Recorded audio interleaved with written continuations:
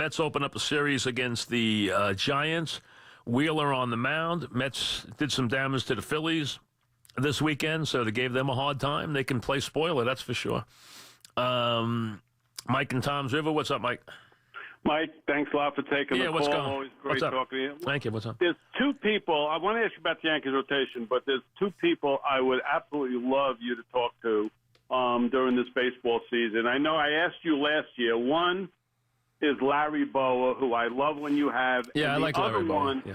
And I just love when you have him. He's so refreshing. Who's the other one?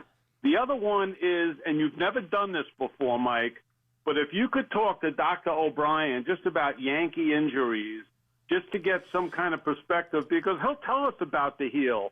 Something tells well, you know, the only thing is he has to have enough information on the player. He hasn't seen the player, obviously. Now, when I use him for a bruised heel, though, right. Like when you talk, I mean, I agree. But he's also has to get to the severity of the injury because that's the only thing on a bruise. So it can be so many. He gets a lot of information on the NFL guys before he comes on. Well, he does, and he knows the injuries so well. He's also plugged in very well to a lot of these guys. A lot of these guys on teams now. He's been there so long. A lot of these guys on these teams started under him. Or were there when he was, a lot of them pass through and they do their work at special surgery and they go out and they run and they become the orthopedic guys on all these teams. He has been there for 30 years at special surgery, so he's an amazing. He was also on the sideline with the Giants for 15 years. So I mean, he's done this for a very long time. So there's nobody better at it than he is. So you may remember me.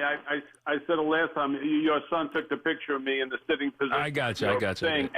I am orthopedically, I can identify someone who's quite talented. No, listen, he's a top one of the. Listen, first of all, if you're at special surgery, you're a top doctor. It's the #1 orthopedic hospital in the world. So if you're there, you obviously had to achieve a lot just to get there, and to stay there for 30 years as he has. I mean, so he's been a fixture there for many years. He'll be back with us this year doing the football as always, but he's got to be leery of doing sports where he doesn't have any access, and also, on a certain thing like a Didi injury, you just don't know the difference on a bruise and it being a severe bruise versus one that's far less so. The extent of the injury is a big issue with something like a bruise. Now with the wrist injury, it's very tricky. With Judge, that's a very tricky injury. You always know that. Wrist injuries are very hard to deal with. Wrist injuries and rib injuries, very hard to know when they're going to heal. Mike in Red Bank, what's up, right? Yes, Mike. Hey, Mike, how you doing, bro? What's up? I want to talk Jets. I want to talk Bridgewater. Go ahead. I think that at the end of the day, you're probably right. Darnold's going to start. He's obviously shown some great signs this offseason or this postseason so far. He's doing a good job. My question is, with Bridgewater, when is the quickest you think that we might be able to get rid of him, and what's the most that we can get? Because again, it really depends on what the market becomes. I mean, is there a couple of guys? Quarterbacks are going to go down. I would keep Bridgewater into the season. I would not. I mean, listen, if somebody comes to you in late August, has their quarterback go down, you see, a lot of quarterbacks, not that many quarterbacks are going to go down in preseason games. They're not going to play enough. So the question is, regular season, do you wait till right before the trade deadline and then move them because somebody has a need? Listen, you might be able to get as much as a 2 if a team is desperate. Josh in Hoboken, what's up, Josh? Hey, how's it going, Mike? Good. What's happening? Hey, so I want to talk about Darnold also. I have a feeling the Jets are going to try and start him, and I just think that's the worst idea ever. Why? I mean, I just wouldn't start him game 1. Why? Because first of all, we have a bad offensive line. All right, so listen, that's the first thing that you have to trust the coaching staff on. If they don't feel, and that's why I told you there's 3 things that have to be answered. The first one is, can you protect him? If you cannot protect him, you don't start him. You say, well, is that fair to Bridgewater? Hey, that's the way it sets up. Their future is Darnold. You do not put him in a situation where the offensive line cannot do a job. If the offensive line you feel is inadequate of protecting him, you do not start him. That's at the top of the list. There's 3 in my mind, and that's the first one. If that one isn't answered properly, you don't start him. If the offensive line can protect him, if he knows the offense completely, and if he can command the room. If he does the three, you start him. Antonio in Newburgh. What's up, Antonio? Hey, Mike. I'm not sure how much of the preseason games you've been watching. Yeah, I watch enough. Yeah, so I'm watching the Vikings game. Defensive end comes in untouched, gets a clean sack, gets flagged for it. I mean, these defenses are already. You got a lot of guys yelling, "Are we going to flag football?" If you remember, I told you when I had Pereira on about a month ago, there was going to be an enormous outcry about the rules and about what was going to be allowed and not allowed. Now, my feeling is that they are trying to be extremely strict, over the top strict, in the preseason to send a message, and they'll back off from there. But this is going to be a major issue going forward because the interpretation of this is going to cause, and it's going to come up in big spots where it's going to disallow an interception, or it's going to disallow a fumble, or it's going to disallow a big turnover, or whatever it does. It's going to cause major problems. No question about it. And you also have untested crews this year. You got new referees, and you got a lot of untested crews, and that's going to lead to even more trouble. Jason in Clifton, what's up, Jason?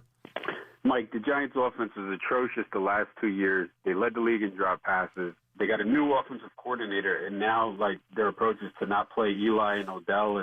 They don't need to play them in preseason games. Mike, how do you figure? How do you get on track with your timing if you're not playing in the preseason? These are you're going to get on track week 1, week 2? Yeah, these are veteran players. They can get. They can absolutely. You're not. Listen. Come on now, Jason. Did you think they're going to play their top players in entire game twos in the preseason? They're not going to do not it. Entire, they're going to play at all. They're going to play into the third quarter of game 3. They're going to play in the Jason. They're going to play into the third quarter of preseason game 3. Odell is? I don't know what Odell's doing. I'm talking about all the veterans. The regulars. Eli. They're going to play into the regular. They're going to play into the preseason, into the third quarter of game 3, or at least the first half of game 3, and then they're not going to play it all in game 4. Welcome to the NFL preseason. We all know what it is. We know exactly how it's going to be. You're not going to change it now, because the Giants needed work on offense. It's not going to happen. They know how they can get their timing. They know where they can get their timing. They know what they have to do to get their timing. That's not going to be the issue. Now, for other untested players, is it a problem getting ready in the preseason? It's an enormous problem. The preseason no longer prepares teams for the regular season. Teams take bad tackling. They take bad, very, very inexperienced, and play that is not cohesive into this regular season, because of the fact that's the way preseason is now. You don't get your work in like you used to. Greg in Piscataway, what's up, Greg? What's up, Mike? How are you? Good, what's happening? Hey, what are the chances of the Giants actually bringing Bridgewater in? The Giants? Yeah. Why would they bring Bridgewater in? Well, because I don't think that Eli's going to be able to get it done this year again, and I think that our offense is improved enough. Yeah, but wait a second. You're a Giant fan, and you want to replace Eli Manning with Teddy Bridgewater? No, I want a serviceable backup. He's not you have backup quarterbacks, and you also have the most durable quarterback in the history of the sport. I mean, come on now. Ken in Trenton, what's up, Ken? Hey, Mike, I know you're not a big fan of the FedEx Cup, but the FedEx Cup is one of the worst events ever put forth by a big-time sports outfit. Well, there's a lot of money to be made. It's ridiculous. Tell me how it works. Well, it works by the best players are in the field. It becomes a more limited field. Tell me how it works. So let me explain. So if you play badly the first week and you're a top 30 player, you eliminated? Well, no. Of course not. So how is it a playoff? I mean, come on. It's the dumbest thing of all time. It doesn't work. It is awful. It gets no ratings. It does not work in any way, and it is a joke. And that's something that if they don't fix, they lose 4 weeks to everybody. Nobody pays attention to golf at all. Nobody cares about the FedEx Cup. Nobody. Only guys who have to see golf are going to worry about the FedEx Cup. Nobody cares who wins. Nobody cares anyway. They don't even understand the rankings. Nobody knows any part of it. Sam in Long Island, what's up, Sam? Hey, Mike. What's happening? I have a question about the Yankees. Good. So should the Yankees be worried about Didi being hurt? Well, what kind of question is that? Should the Yankees be worried? No, they shouldn't be worried. They shouldn't care at all. As a matter of fact, they shouldn't care if they ever see him again. I mean, absolutely. No, they shouldn't be worried about him. They shouldn't even care about him. Send him out there hurt, or, you know what, just get rid of him. I mean, there you go. Mike in Valley Stream. What's up, Mike? Yeah, how you doing, Mike? Good. The Yankees, too. If Didi's going to miss a long, significant time, then, like... Well, we don't know if it... Whoa, you're overreacting. We don't even know that he's going on the DL yet. I know, I'm just worried because Judge, Sanchez, all these guys are dropping like crazy, and I just don't want to lose, anybody else because I want to get into the postseason. The postseason is not an issue. They will be in the postseason. Do not fret them being in the postseason. They just have to get healthy. There's nothing left to be won in the regular season for the Yankees. They're not catching the Red Sox. They're not losing their position in the wild card. They will be fine in that regard. They have to get healthy. Back after this.